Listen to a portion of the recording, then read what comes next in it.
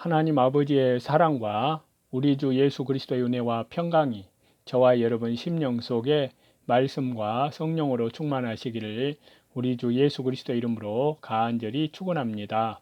오늘은 구약 성경 아가서 5장을 전체를 본문으로요.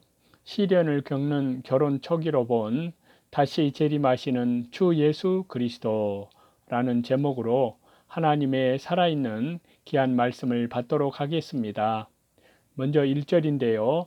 1절은 솔로몬 왕의 말입니다. 내 동사는 성도의 심령속을 가리키는데요. 성도의 심령속은 예수님께서 거하시는 성전이요 동산입니다. 성도가 영적 세계에 들어가서 주님과 교통하면 성령의 열매가 가득하고 꽃이 만발하고 그리스도의 향기가 진동합니다. 예수님은 그 동산에 들어와 몰약과 향재료를 거두고 꿀송이와 꿀을 먹고 포도주와 젖을 마십니다. 두세 사람이 주의 이름으로 모인 곳에는 그 가운데 주님이 계신다 하셨습니다. 꿀송이와 꿀은 하나님의 말씀을 가리키는데요. 꿀보다 더 단 하나님의 말씀을 먹고 그 말씀이 자기의 생명이 된 성도의 심령 속에는 꿀과 꿀송이가 가득합니다. 그 심령 속에는 말씀의 역사가 있고 말씀에 의한 생명의 역사가 있습니다. 이와 같이 말씀의 역사가 있는 성도의 심령 속에 예수님께서 오셔서 그것들을 다 차지하시고 즐거워하십니다. 내 포도주와 내 젖을 마셨으니, 포도주는 구속의 은혜를 가리키고요. 젖은 진리, 즉 신령한 양식을 가리킵니다. 성도가 하나님이 주신 구속의 은혜와 하나님의 말씀을 받아 그것을 간직하면 그로 말미암아 생명의 역사가 그 속에서 뛰놀게 됩니다. 그것이 성도 속에 있는 포도주와 젖이며 주님이 제일 먼저 마시고 다음에는 예수님의 친구들과 사랑하는 자들이 마시도록 하십니다. 나의 친구들아 먹으라. 나의 사랑하는 사람들아 마시고 많이 마시라. 친구들과 사랑하는 사람들은 예루살렘 여자들을 가리키는데요. 술람미 여자 속에 있는 은혜와 진리가 넘쳐 나오니 그 향기로움과 아름다움을 예수님이 먼저 거두시고 다음에 다른 성도들에게도 나눠주시는 것입니다. 성도의 심령 속에 은혜와 진리의 역사가 이루어져야 예수님께서 오셔서 즐거워하고 그 다음에 다른 사람들도 먹고 마시고 즐거워하는 천국의 잔치집이 됩니다. 술람미 여자와 같은 성도가 한 교회에 몇 사람만 있어도 온 교회가 다 즐거워하게 됩니다. 2절인데요. 2절은 술람미 여자의 말입니다. 8절까지 그렇습니다. 술람미 여자가 신앙에 잠이 들었습니다. 술람미 여자는 신령한 세계에 들어가서 예수님과 교통하였으나 여기에서 잠깐 신앙에 잠이 들었습니다. 믿음 좋은 성도들도 때때로 신앙에 잠이 드는 수가 있습니다. 노아가 신앙에 잠든 때에 포도주를 마시고 벌거벗고 있었고, 다윗은 잠든 때에 범죄했고, 엘리야는 잠이 든 때에 로뎀나무 아래에 쓰러졌고, 세례 요한은 잠든 때에 오실 그이가 당신이오니이까 우리가 다른 일을 기다리오리이까 라고 예수님께 물었습니다. 마음은 깨었는데 술람미 여자가 잠이 들었어도 아주 깊이 잠든 것이 아니고 그 마음은 깨어 있었습니다. 자면서도 마음에 이래서는 안 되는데, 예수님을 찾아 만나야겠는데, 처음 사랑, 처음 은혜를 다시 찾아야 되겠다 하고 생각한 것입니다. 잘 믿음 생활했던 성도는 신앙의 잠이 들어도 전에 받은 은혜를 늘 생각합니다. 이전에 어떻게 말씀을 들었으며 어떻게 주님을 따라다녔으며 어떻게 예수님을 사랑했으며 어떻게 은혜를 받았던가를 생각합니다. 지금은 믿음이, 신앙이 타락되고 믿는 일을 하지 못하고 있으나 깨어나야 되겠다고 생각합니다. 그것이 잘지라도 마음은 깨어 있는 것입니다. 내 머리에는 이슬이, 내 머리털에는 밤이슬이 가득하였습니다. 이것은 예수님이 잠든 술람미 여자를 찾아와 그 문 앞에서 밤새도록 기다린 것을 말하는데요. 예수님이 머리에 밤이슬이 맺히도록 가지 않으시고 문을 두드리셨습니다. 문을 두드린다는 것은 예수님께서 우리 심령 속에 감동을 주고 양심의 가책을 주시는 것을 가리킵니다. 문을 열라는 것은 우리의 마음 문을 열라는 것입니다. 자기 고집대로 나가는 완고한 문, 자기의 지혜와 자기의 지식으로 닫아 놓은 문, 물욕, 정욕, 사욕으로 기울어져서 닫혀진 마음의 문을 열라는 것입니다. 성도가 잠자고 있을지라도 예수님 자기 피로 값주고 사신 성도이기 때문에 그를 버리지 않으시고 아름답게 보시고 귀히 여기시며 나의 누이, 나의 사랑, 나의 비둘기, 나의 완전한 자야 라고 부르면서 문 열어 달라고 계속 두드리십니다. 예수님은 밤새도록 가지 않고 들어오려고 문을 두드리십니다. 3절인데요. 술람 여자가 하나님의 일하던 것을 그만두고 옷을 다 벗고 발을 씻고 마음 놓고 자려고 침상에 누운 것입니다. 이것은 술람 여자가 육신주의에 빠지고 안일주의와 자유방종에 빠져 있는 상태를 가리킵니다.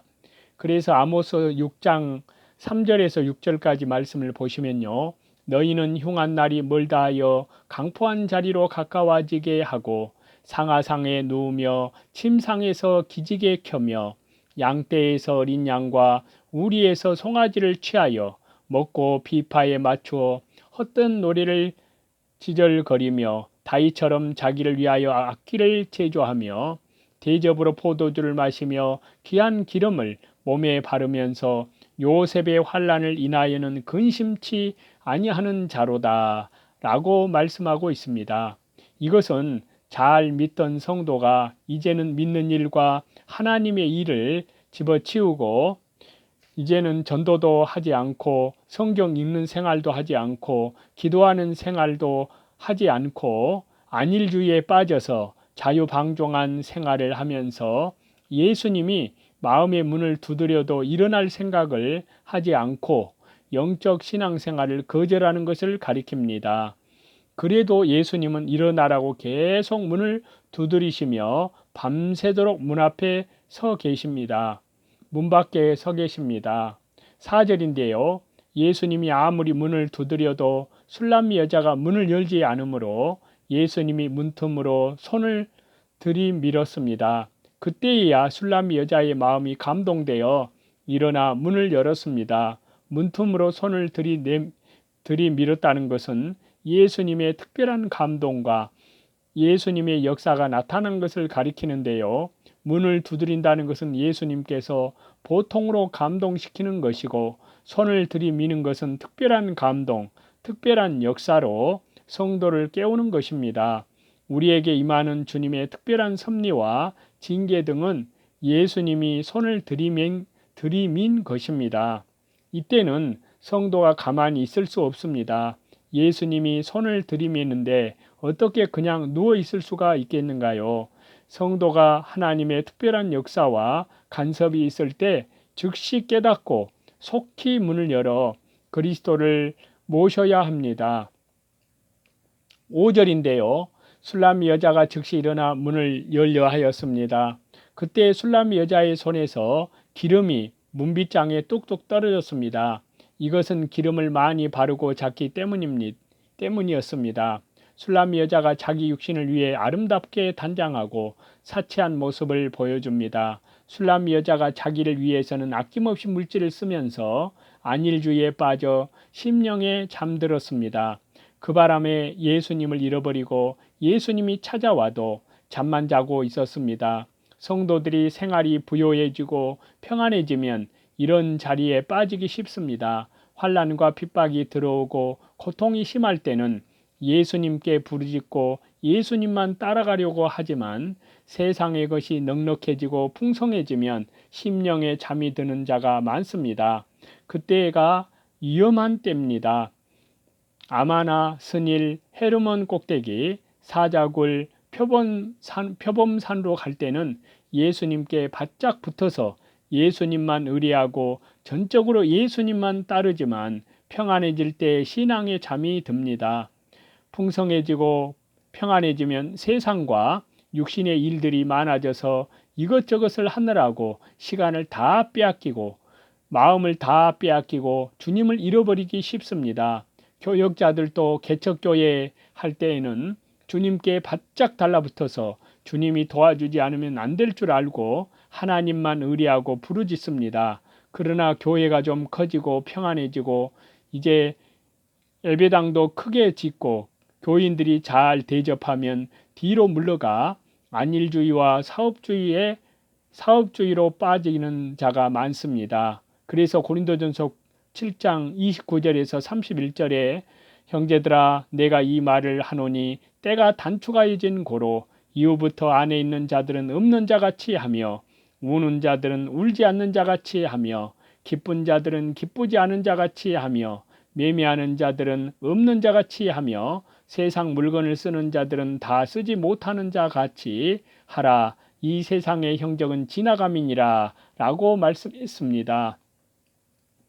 다니엘은 느부갓네살 왕이 특별한 사랑을 베풀어서 바벨론의 최고 학문을 무료로 공부하게 해주고 명예와 출세를 시켜줄 때 거기 빠지지 않고 믿음을 지켜 나갔기 때문에 심령이 잠들지 않았습니다. 6절인데요. 그가 말할 때 내 혼이 나갔구나. 술람 여자가 예수님 만날 길을 잃어버리고 후회하는 말입니다. 내가 그를 찾아도 못 만났고 불러도 응답이 없었구나. 예수님이 문을 두드릴 때 일어나서 예수님을 영접하지 아니하였으므로 예수님은 물러가셨습니다. 그 다음에 문을 열고 예수님을 찾으려고 하였지만 만날 수 없고 불러도 응답이 없었습니다. 예수님이 부를 때 그 감동을 무시하면 그 사람이 부를 때에 예수님도 응답하시지 않습니다. 예수님이 찾을 때에 오지 아니하면 그 사람이 예수님을 찾을 때 예수님도 응답하지 않습니다. 그래서 호세아서 5장 6절에 말씀하시기를요. 저희가 양떼와 소떼를 끌고 여호와를 찾으러 갈지라도 만나지 못할 것은 이미 저희에게서 떠나셨음이라 라고 말씀하고 있습니다. 또 잠언 1장 28절에서 30절에 말씀하시기를요. 그때 너희가 나를 부르리라 그래도 내가 대답지 아니하겠고 부지런히 나를 찾으리라 그래도 나를 만나지 못하리니 대저 너희가 지식을 미워하며 여호와 경외하기를 즐거워하지 아니하며 나의 교훈을 받지 아니하고 나의 모든 책망을 업신여겼음이라 라고 말씀하셨습니다. 그러므로 저와 여러분은 주 예수님께서 문을 두드리고 찾을 때 속히 일어나 나가서 영접하고 모셔야 합니다. 주의 감동을 소멸하지 말고 순종하고 주를 위해서 충성해야 합니다. 기회가 지나가면 아무리 예수님을 찾으려고 해도 못 만납니다. 한번 타락이 되면 온상 회복하는 것이 쉬운 것이 아닙니다. 처음 믿음을 저버리고 처음 사랑해서 떠났다가 다시 찾으려면 많은 시간이 걸리고 많은 노력을 기울여야 찾을 수가 있습니다.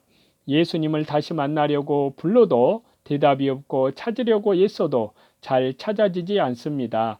오랫동안 계속해서 찾아야만 온상 회복이 될 수 있습니다. 7절인데요. 술람 여자가 예수님을 잃어버린 후에 그분을 찾으려고 돌아다니다가 성중에서 행순하는 자들과 성벽을 파수하는 자들을 만나 물어보고 찾으려고 하였으나 도리어 그들에게 상처만 받고 우돈만 빼앗겼습니다. 성중에서 행순하는 자, 성벽을 파수하는 자는 교역자들을 가리킵니다. 여기서는 달리 잘못 가르치고 잘못 인도하는 교역자들을 가리킵니다. 그들은 참 성도에게 상처만 주고 우돛을 빼앗습니다. 우돛은 성도의 의로운 행실입니다. 다시 말하면 성도가 어느 정도 성악 구원을 이루어 나갔던 것, 예수님의 의의 형상을 좀 입었던 것을 말합니다. 잘못 가르치는 교역자는 그것까지도 빼앗아 갑니다.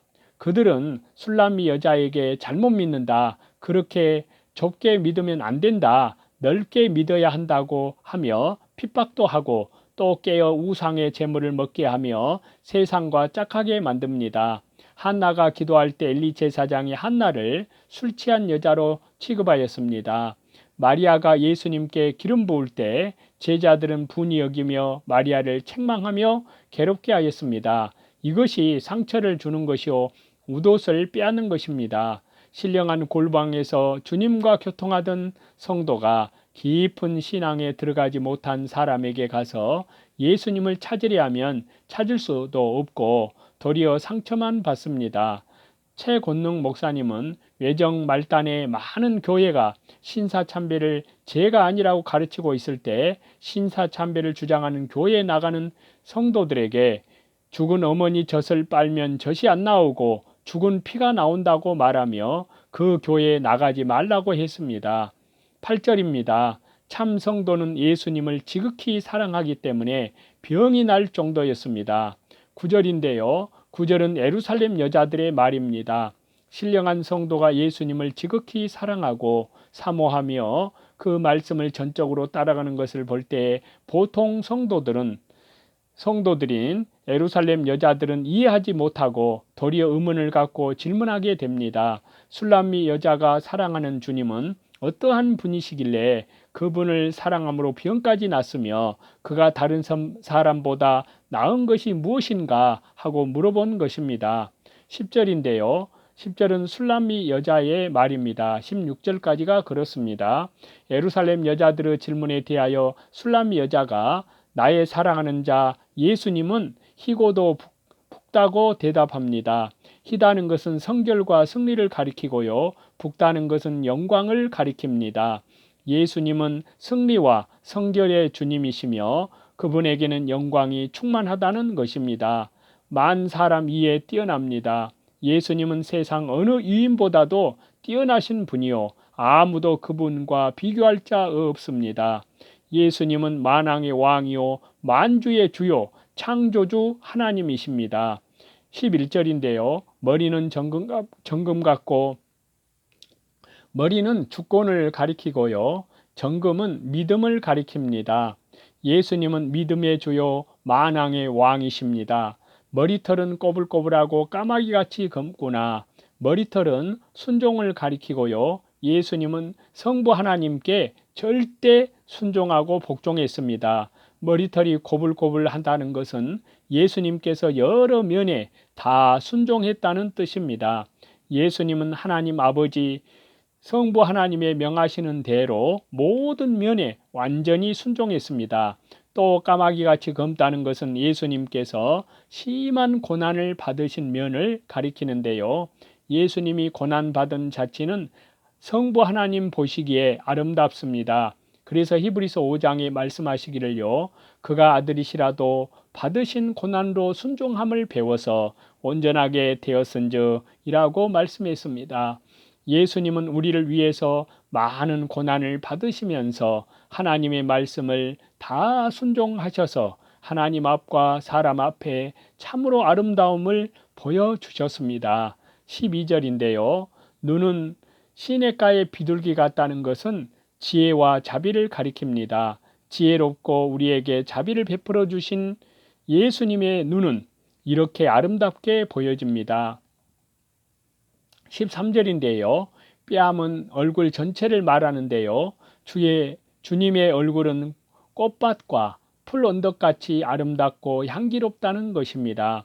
입술은 백합화 같다는 것은 향기롭다는 것입니다. 몰약의 즙이 뚝뚝 떨어집니다. 몰약은 부패를 방지하는 것으로 구원을 상징합니다. 예수님의 입에서 사죄와 구원의 음성, 즉 복음이 뚝뚝 떨어진다는 것입니다. 그러므로 예수님의 입이 참으로 아름답고 향기롭습니다. 14절인데요.